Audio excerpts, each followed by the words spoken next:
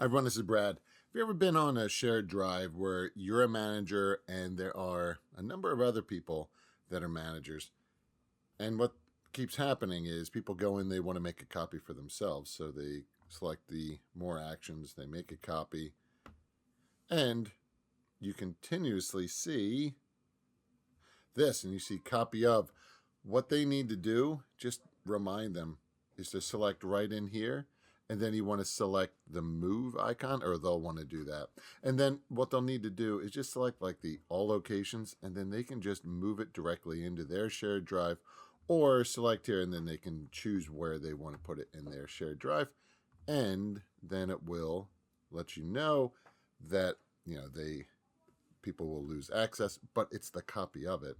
So it will then go ahead into your drive. So let's go into my drive, select recent, and there it is. So there you go. If you have any questions, please reach out. Thanks for watching. Take care. Bye-bye.